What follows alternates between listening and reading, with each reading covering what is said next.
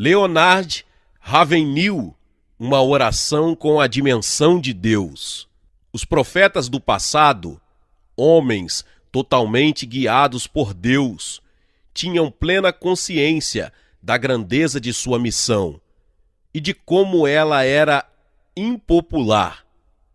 E muitos deles, sentindo-lhe o peso, procuraram fugir a ela, alegando limitações pessoais. Moisés, por exemplo, tentou evitar aquele compromisso de que dependeria o futuro de toda a nação, argumentando que era gago. Mas Deus resolveu o problema, providenciando-lhe um porta-voz, na pessoa de Arão. Jeremias também tentou furtar-se a tarefa, justificando que ainda era muito criança. Mas, como já acontecera a Moisés, a objeção humana não prevaleceu. É que Deus não chamava esses homens para irem às academias de sabedoria humana, apurar a personalidade, nem aumentar seus conhecimentos. Mas parece que ele, como que agarra esses servos e os encerra num compartimento consigo. Se for verdade o que afirma o poeta Oliver Wendell Holmes, que sempre que alguém tem uma ideia nova na sua mente se amplia e depois nunca mais volta às dimensões anteriores, então, o que se dirá do coração que já escutou o sussurro da voz eterna? As palavras que eu, o Senhor, vos tenho dito, são espírito e são vida.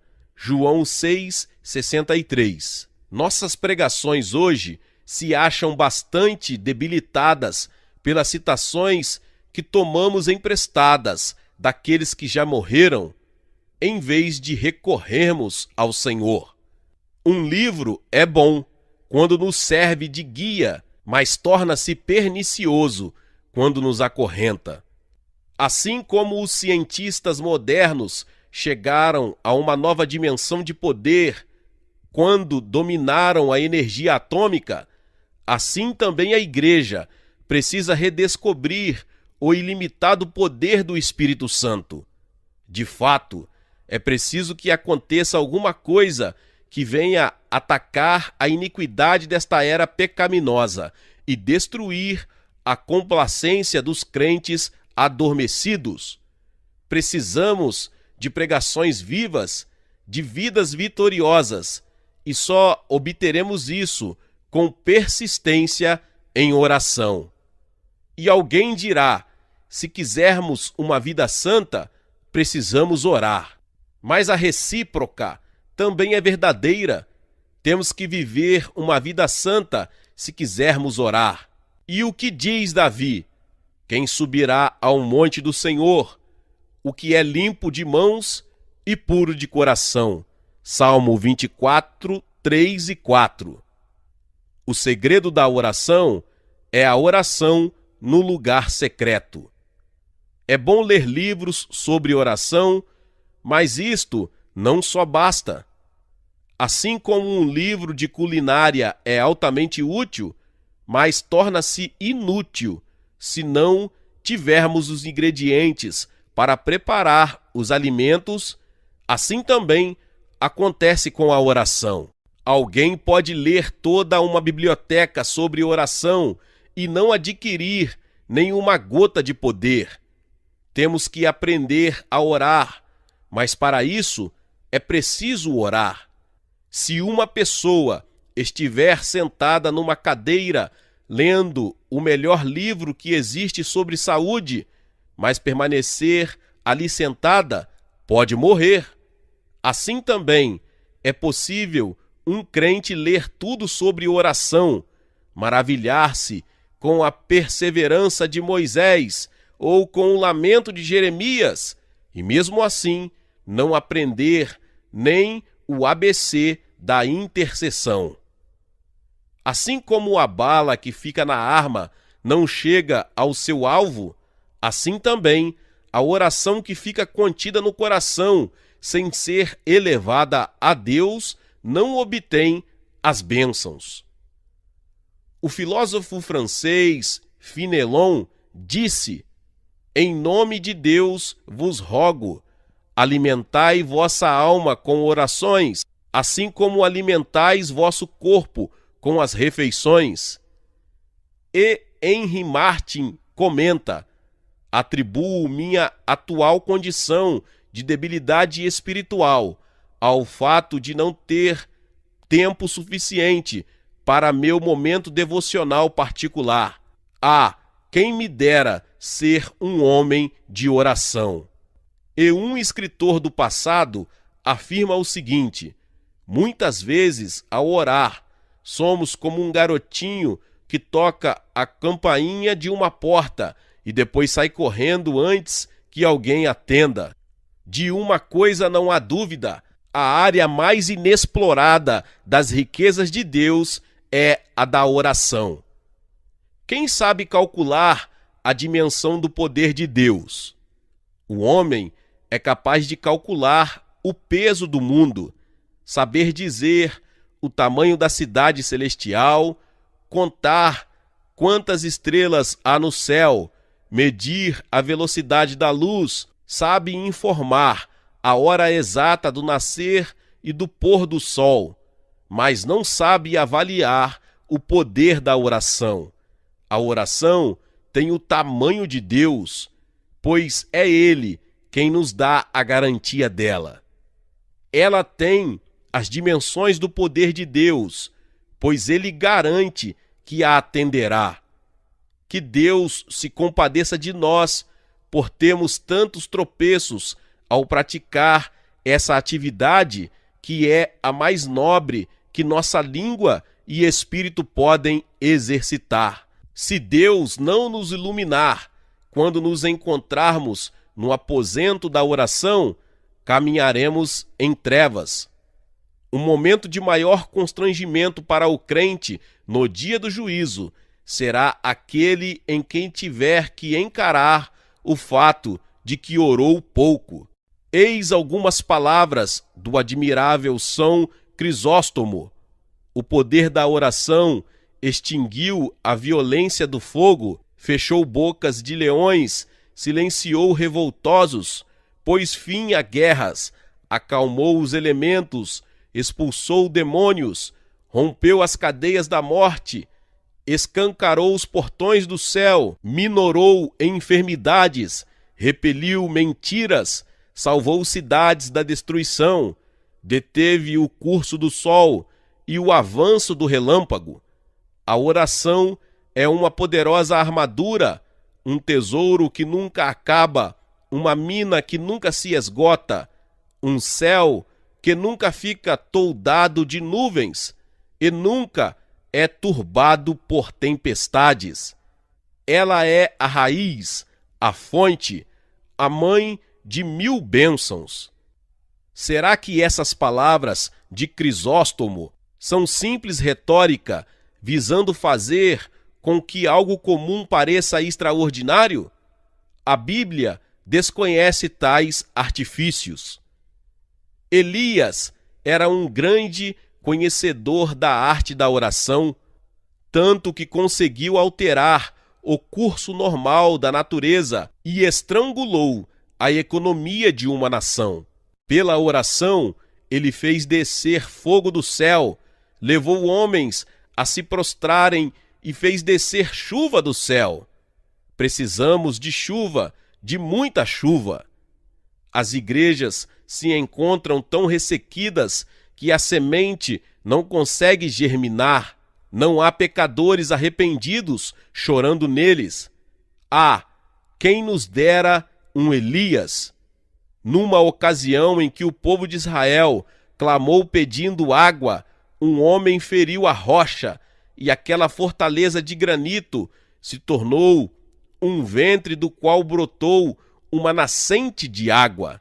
Existe alguma coisa que seja difícil demais para Deus? Ele pode enviar-nos um homem para ferir a rocha. Mas precisamos saber que a finalidade da oração em secreto não é meramente estender para Deus uma lista de pedidos? É verdade que a oração muda as coisas?